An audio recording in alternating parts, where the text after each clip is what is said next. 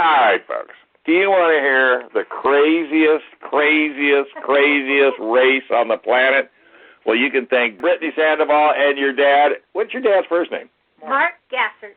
All right. So we are going to talk to Britney and Martin. And the other Martin. Yeah, we got Martin. All right. So you want to do a little intro? Well, yeah, I wanted to shout out to our listeners. Yeah. I hope that they did their homework so that they can really appreciate Martin and what he's going to offer today. The Red Bull Romaniacs is not called the world's toughest hard enduro race for nothing. Now, for those of you who didn't do your homework, listen up. I normally don't write things down, but I didn't want to miss this. It is often described as punishing, grueling, offering a beating, gnarly, soliciting despair, mind-blowing, and where carnage and chaos awaits. You got to love that. That's our people, Dad. That's our people. Yeah, and you have to be able to endure pain. Yeah, you must endure pain. And it's coming up next month, and I wanted our listeners to watch out for it because it's an amazing race. And it's 5 days. It usually starts with a prologue, but I think COVID kind of changed that a bit. So now it's a time trial called Vertical Madness. And it has... Well, I was going to say, let's ask Martin to go ahead. And you want to go ahead, or do you have some more tidbits? Well, I can pop in later because some of the names of the sections, I'm just trying to paint a picture for those who did not do their homework. So let's formally welcome the passionate mastermind behind the Red Bull Romaniacs, Martin Freinademetz. All right, Martin, how much beer or how much wine did you have before you came up with this idea? Yeah, hello. Thanks for inviting me to your show. And I didn't really have so many beers or wines to come up with that idea. I just started to ride in Romania, and I figured out that this country offers so much great terrain for enduro riding, and it's so wild and so unknown and so much adventure in this country. And after I've been organizing off-road tours for a while and got to know hundreds of kilometers of terrain, I had the idea to offer a very special competition, a competition that can eliminate all the things that I didn't like on other competitions. Like when I was going to enduro crosses, you always have the acceleration pumps, the braking holes. You go on the rallies, you have endless liaisons where you're sitting on the asphalt and driving for hours on the road.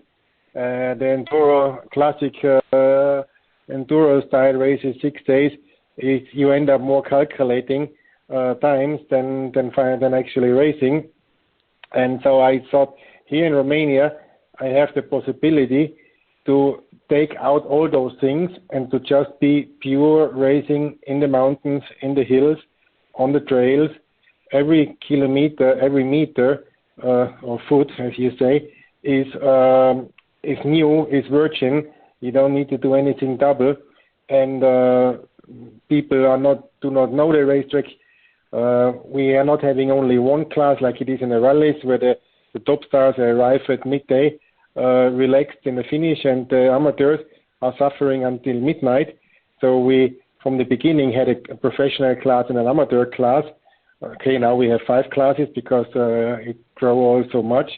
But that was kind of the idea, to offer the perfect ride, the best ride, and also for the professional class to give the best riders in the world a chance to show what they are able to do on their motorcycles. Well, what used to be the professional class back in 2004 is now somewhere in between bronze and silver, because so many things have changed. The level got so much better. The bikes are much better. The mousses, the tires, the doubles, and whatever people are using is just so much more advanced. But that's kind of how everything started. Well, I tell you what, I watched it for the very first time. It aired a couple of weeks ago. And I came in and I told Britney, I go, my God, you're not going to believe what I just seen on TV. Because it's the most amazing rally. Now, you want to make any comments on it? No, not yet. Well, no, I mean, I've been watching it. The first time I watched it was the year they used the zip line to go across the river. I think that was 2005, and I've been hooked on it since. I'm an enduro rider, so, it's just in my wheelhouse. So you're going to sign up? Oh, those are beyond me. No, they have that fifth category. No. Adam, I think there's 5 categories: gold, silver, bronze, was it lead? And Adam. I love it. There's a whole section, if you go on to register, there's an entire section just on choosing the correct level. I love that, Martin. I love it. That's the funniest thing I've read in a year. This could be the biggest decision you make is choosing the right division. That's right. And if you can maintain a lot of pain, that was my favorite. I'm just not fit enough to ride it anymore. I could never get fit enough. But just because you pick a level, it's still the same course, right? No. It's different courses. It's different difficulties. And while ATOM class is a lot of easy single trails and just a few logs and some rivers and so on, the gold class has climbs that an ATOM rider could only look at but never ever go up. So there is a huge difference in the difficulties. The gold class has a lot of almost trial sections, but still there is always enduro riding involved. So from one heavy section to the next steep downhill, there is always a few miles of fluid, nice enduro riding, and then it goes into the next climb, and then it goes into the next downhill, and so on. But very important by choosing the right classes. If you register in a class which is too easy, you might be bored. Okay, you will enjoy a nice ride, but you are not physically charged. If you register in a class which is too difficult for you, then you will suffer really hard and may not make it to the finish because it's 5 days, and you have one day where you can miss a checkpoint or not make it to the finish and still race the next day with some penalty times. But if you can't make it on 2 days, then you're out of the race and you're disqualified, and you will not get the finisher's medal. I think I saw a quote where it says, "It makes the difference between an epic fail and becoming a Red Bull Romaniacs finisher. So if you go too high, you may have an epic fail." Well, I love it. There's no doubt about it. And it seems to me, now again, like I said, I've only seen it the one time, and while that conversation, can people go back like on YouTube or something and see races from days gone by? Tons of it. Yes, we have pretty much all years on our website. We also have all the results from the very first Red Bull Romaniacs on our website. So on the YouTube channel you can find quite a lot of the old stuff, and I had a bit of a smile remembering that zip line, as you just mentioned it before, from 2005, because that was the only time in my entire period working at Red Bull Romaniacs that I had to leave my motorcycle overnight in the forest because I was alone. I got kind of lost. It was getting dark. I went down somewhere steep, and suddenly there was a waterfall, and I couldn't continue to go any further. So I could climb around the waterfall. I was hiking out the valley for 2 hours, and then some days later I came back with a lot of ropes and material in order to get my bike out. And then when we decided we will use it for the competition, we built a proper zip line. Oh, I love your decision making. I love it. Well, now it looks to me like, you know what, let's do this. Let's go ahead and take a quick break because we're going a little bit over with. This is why we're giving you 2 segments. So don't touch that phone. Don't touch that dial. We'll be right back. All right, folks. Hey, we're back here on Racer Radio, and we are talking to Martin. I'm not going to ruin his last name because you guys all know how terrible I am. And we got Britney and her dad in studio, and we're talking about the Romaniac Red Bull Rally. Britney. Got a question for you because I probably wouldn't even survive the lowest division back of Adam. What about spectators? Do you encourage, discourage? I know that they help out the riders sometimes. Yes, usually we make a very proper spectator plans with points for all classes, and we explain very well how you can get to these points, when your expected rider is supposed to show up. So we're giving an estimated riding time from the earlier checkpoint to that spectator point, so you can look into our live timing system when the rider that you want to follow is passing in the previous checkpoint, and then 40 minutes later he will be at that spectator point. But due to COVID, we haven't done it last year, and we are not doing it this year either. Things are now slowly getting better, and we will be again allowed to have spectators, but with that new regulations are just coming up, and as we have 1,000 kilometers of racetrack, it needs a proper time of preparation, and we hopefully can go again back to the classic spectator points and also having the prologue again next year. That's what we were wondering about. Is it Vertical Madness time trial once again, like we saw last year, as opposed to the traditional prologue because of COVID? Yeah, that's it. I mean, the riders also like the time trials. We are starting them in a big enough distance, so time interval, so everybody can race alone on a racetrack and make his best possible time. And of course we like the prologue, because with the prologue we can bring the sport to the people, and we have been the first event in 2004 that were bringing the enduro into the city, because we all know it's difficult to get people into the forest. So we brought the sport to the people. It worked out very well. Andy, the guy who's building the obstacles, is really a crazy guy, and he always comes up with new ideas. And then later on we see other events to copy those ideas, but the next year we'll come up with new ideas. So it's just great having him in the team, and I'm looking forward to have again some prologues and some new ideas from Andy. Well, I tell you what, it's just before, I don't want us to forget, but it's coming back July 27th through the 31st, and I have a feeling you'll be able to get it on Fox Sports 1. What other venues will they be able to follow your race on? Yeah, one of the best places to watch the race is at Red Bull TV, and on our social media channels, the Red Bull Romaniacs, Facebook and Instagram. You get a lot of stuff to see there. Also, during the whole race day, we have live reporters on the racetrack that are sending clips and photos straight from the racetrack into that social media platforms, and you can see a lot of very live moments from Red Bull Romaniacs. And then after the competition, then we have news distribution. So the news are going to all kind of channels, also sometimes to CNN, BBC, and so on.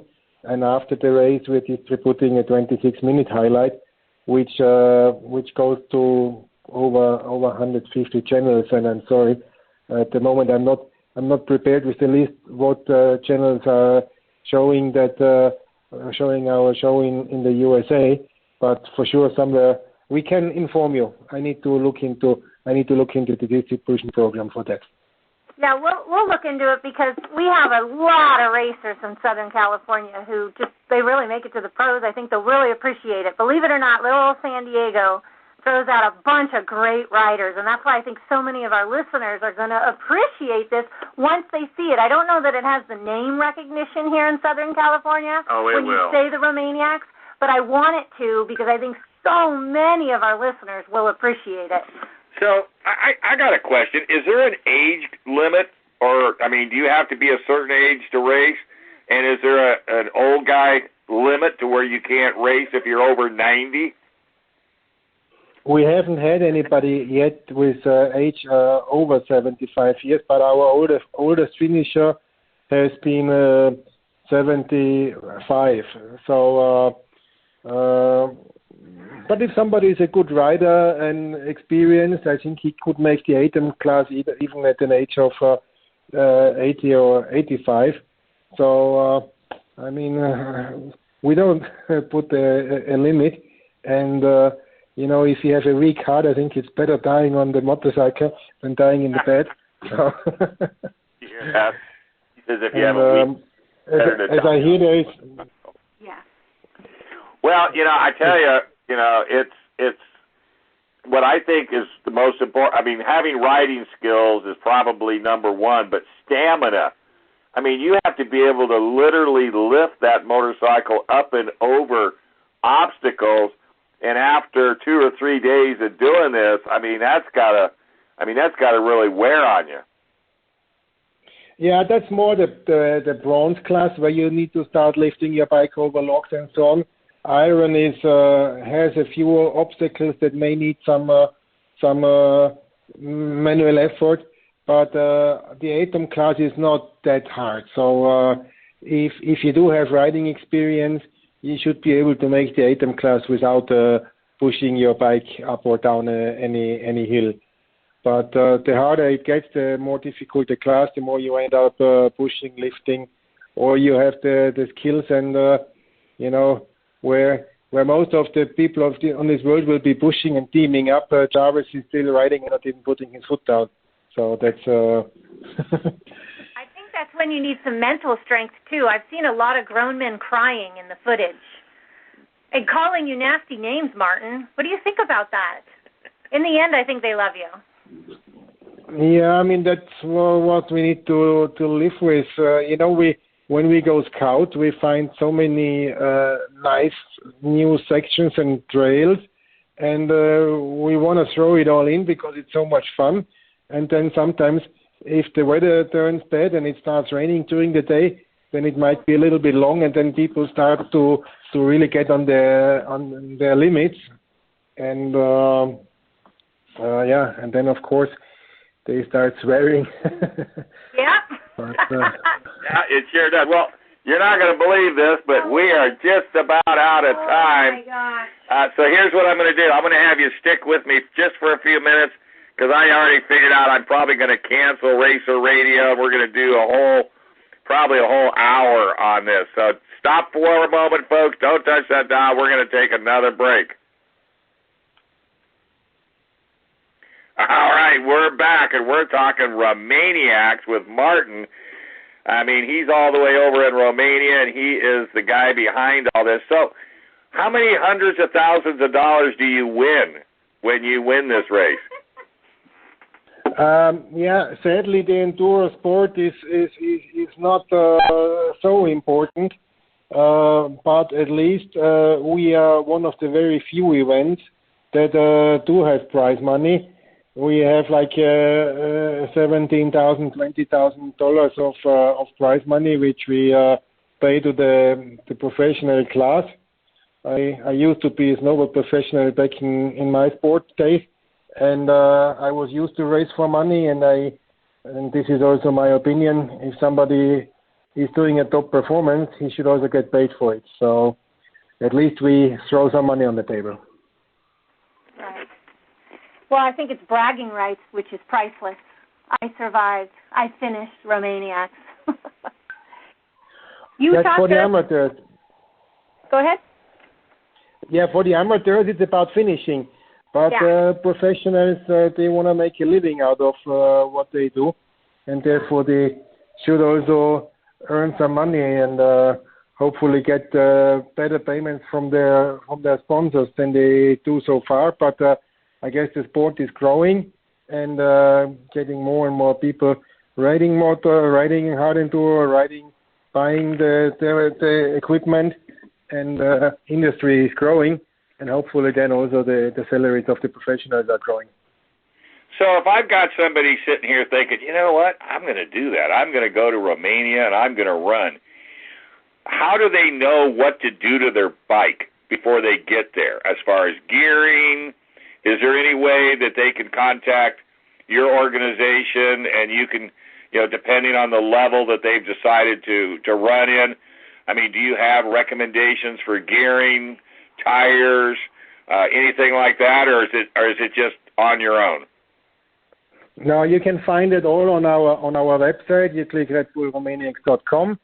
You go into competitors, then you have service providers, and there you can look for companies that are renting motorcycles, that are offering a mechanic service, that are washing your bike at night, putting new tires, feeding you on the service point, waiting for you in the finish, and you don't really need much more than a production hard enduro. There is nothing special you need to do about gearing. We have tire partners like Metzeler and X-Grip, so those brands you can buy directly in the paddock and have them mounted on your motorcycle. So our idea has always been to make that event affordable for the hard enduro rider on the financial side, but also on the logistics side. So in theory, even if you have no mechanic or service booked, you should still be able to do the race just by yourself. That's why we're providing the fuel on the racetrack. That's why we have water on the tank points and so on. And you could just come along by yourself as well. But of course, majority of people either bring their friends and mechanics, or they're booking one of those services. We have like 18 companies offering the services, so you can also choose how much money you want to spend for it, what kind of package you want to take. Some are offering VIP packages, including massages and whatever else. And there's also some companies just offering a basic cheap package for like $200, just doing the most important service on your bike. Wow, that's very reasonable. But you know what? That's so smart that you're doing that, because that's what's going to get riders to come to your event, because you're taking all the difficulty out of it, especially coming from another country. Maybe they're not comfortable with Romania. They don't even know where Romania is. And, they're thinking, wow, what if I need a mechanic? Where am I going to get fuel? That is so smart. And you're making it a bucket list / fun event for anybody and everybody that likes to ride motorcycles. Yeah, thanks. That's the way I see it. Did you have a question? No, I would think that if you were going to ride it, though, you would want to spend a lot of time at a trials school before you went over there. If you're a normal off-roader, even if you're an enduro rider, you would want to spend some time in the trial school. You mean prepare? Yeah, because as Martin says, they could be the worst day. If you ever want to ruin yourself on dirt bike riding, go do Romaniacs and not be prepared. Yeah, like exactly. My wife says to me every once in a while, she goes, do you miss riding dirt bikes? And one time she asked me, and I was watching Romaniacs, and I said no. And you loved it. I loved it. But yeah, that's insanity. It's the other thing that you've done extremely well, folks, if you're listening, is you've made it very spectator friendly, whether you're sitting in your recliner or if you're sitting on the side of the hill. Yeah, some of the names of the sections I love. You have Go Home, The Long Walk, Babysitter, Bad Shape, where I think many grown men have cried, and then, of course, you're starting it with Vertical Madness. And then I think I even saw a story. It was like Galindo. He was a rider that got lost and accidentally went down this side of this hill, and then a few years later you ended up using it and thanking him for scouting. Like, I love it. Yeah. Do you have a favorite section from the past? If I have a section? Yeah, do you have a favorite section you're proud of? One of the sections I like very much is the Titanic. That's one of the gold sections I really like a lot. This year new is antifreeze. That's just next to ventilator. Ventilator is already a difficult one where the ventilator needs to work a lot. And then the next one next to it, we said, how we call that one, it's even harder. So we said, okay, you need to put in some new antifreeze. So we call it antifreeze.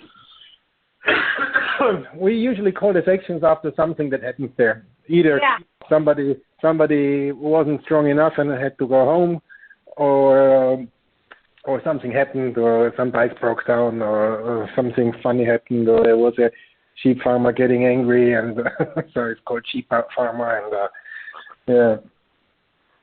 Yeah, I saw one guy who was crying, and he called you, and he said, I can't do it, Martin. And you said, I did it in 2 hours. You can do it in 1.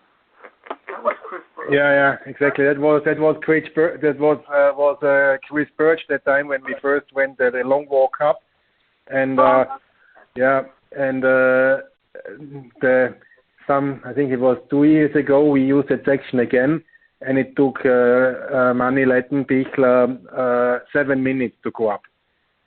And wow. That time, and the first time when we used this, his father was the fastest time with 35 minutes, so like 5 times longer. And I think Chris Birch, he spent there an hour.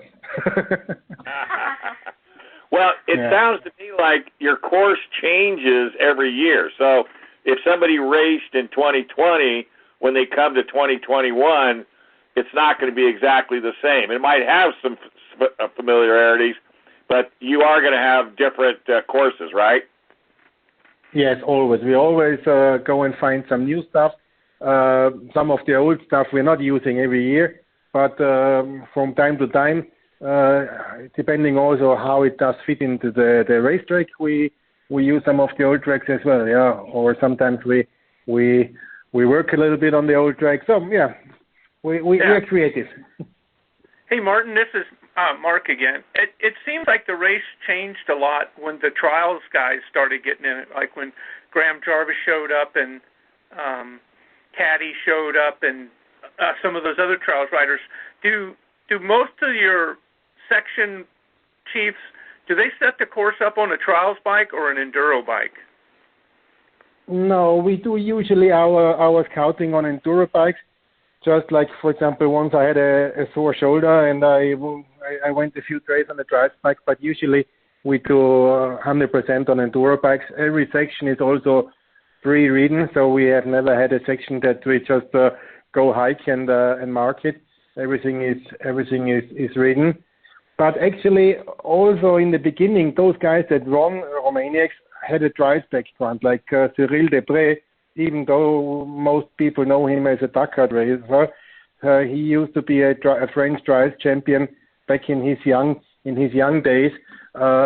Chris Birch has been riding trials in New Zealand. So Lettenbichler anyhow, German drive champion. So the only non-trial rider that has won Red Bull Romaniacs is Wade Young. Wow, and, that's it. He can. All But right, he hey, can we go got incredible fast, yeah. We're going to give you one more segment, but this is our last break. And when we come back, we're going to let you do a wrap-up and kind of let our listeners know what's important that they should know. Maybe they're going to come over. I know Britney and her dad are thinking about coming over as far as media, from my radio show. So don't be surprised if you see them next year.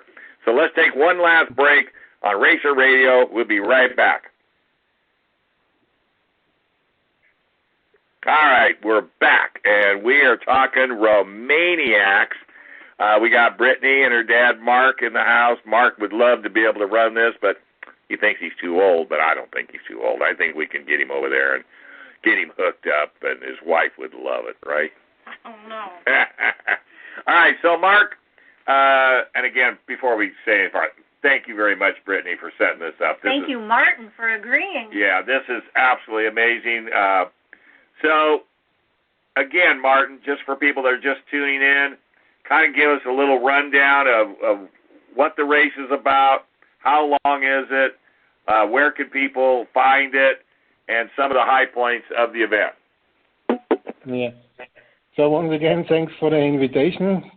Red Bull Romaniacs information you find on our website, redbullromaniacs.com. We have at the moment over 50 nations competing in 5 different classes, especially those countries which have similar riding conditions as we have in Romania. That means a lot of forest, soil, roots, partly also some rock, rivers, have a bit of an advantage. So usually Canadians are doing quite good in Romania, while people coming from desert countries are overestimating their skills. And the easiest class is the ATEM class. I would say Mark can definitely go for the ATEM class. Should not be a problem. If somebody has been riding enduro for many years, he will for sure enjoy very much ATEM. And if ATEM was too easy, which you will then see when you see the where iron or bronze is leaving the ATEM track, then you can go another time and try the next more difficult class. It's always better to start low and then grow than to enter a class which is too difficult for your riding skills, and then you will be one of those guys that are suffering and trying to finish but cannot finish. So how many girls usually enter the race a year? I noticed on your lineup you had a couple last year. Yeah, so far we have only one woman that has ever finished the gold class. That was last year, Sandra Gomez. It was on the edge for her to finish, so she said this year she wants to finish without any mistakes. And besides that, there is a handful of girls that have done a silver class. And then from time to time in the bronze and in iron, we find some other women. Yeah, it's not much more than 10 women a year. It's definitely a men's sport, but I'm glad that some women are coming year by year and mixing the field a little bit up. Yeah, that is absolutely amazing. But I can't tell you, folks, if you love motorcycles and you love racing and you love a challenge, leave it to Red Bull to sponsor the Romaniacs.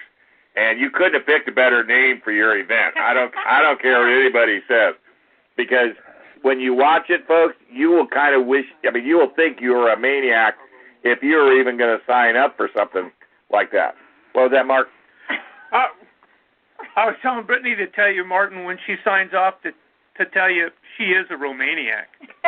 Oh, you are a Romaniac? You're a Romanian? It's an inside joke. Oh, it's an inside joke. Romaniac. Okay, gotcha. So let me ask you this for, say, folks that would like to come over, and actually be, just maybe not race, but be a spectator.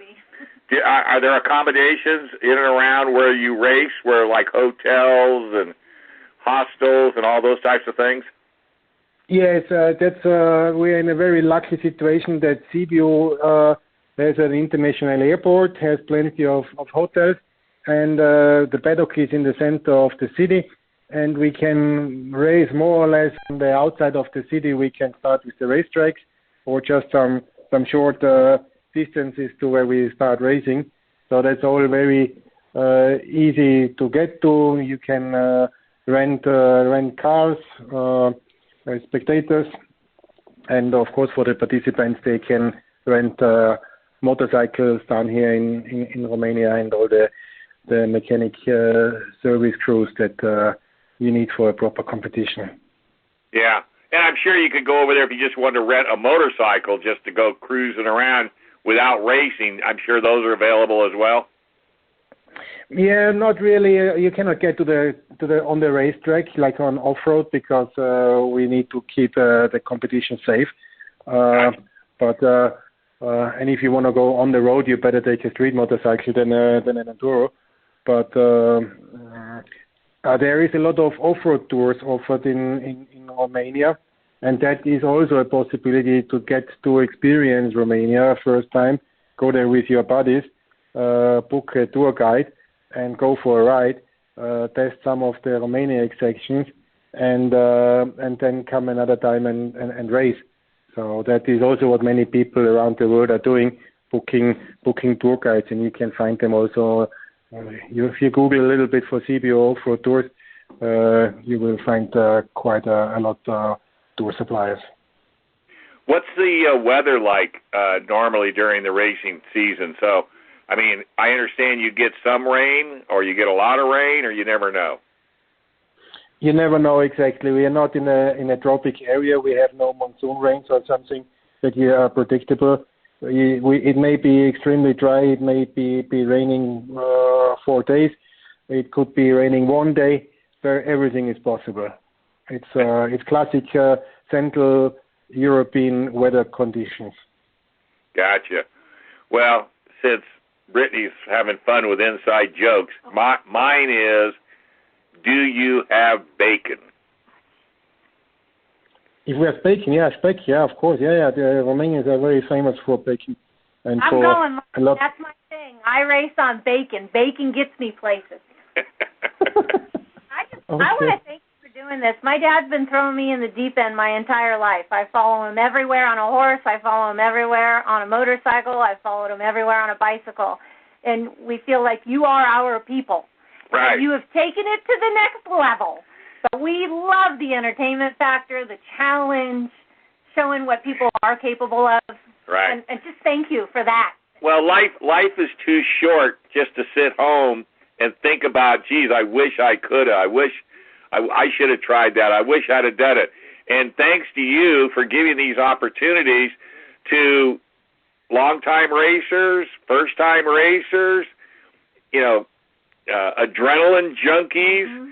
But I think the adrenaline only lasts for about the first 15 minutes, and then it's not adrenaline, it's survival. And how am I going to get to the other end? And I should have never picked this group. But we're going to try really hard to see if Brittany and her dad can't come over next year. You're going to Romania next year. I'm going to have you go. You got to go. Okay. Yeah, go as my reporter. I like it. We'll get you media credentials. Martin will take good care of you, right? Sure. We want to meet Andy, too. If he's designing the prologue next year, we'd love to meet that man. Well, maybe we'll set up an interview with him down the road. All right, Martin, I can't thank you enough. Again, it's Romaniac.com for all the information, when it's going to be on TV, how to join, getting the tours, hooking up with companies that'll take care of you, whether you're racing or just coming over for fun. Buddy, I can't thank you enough. Hopefully, either if we're over there or you're over here, you're always welcome to come back on radio. Thank you very much. All right. Take care. Be safe. Thank you. Looking forward to see you at the next Vertical Madness. Bye-bye. Ciao. Bye-bye now.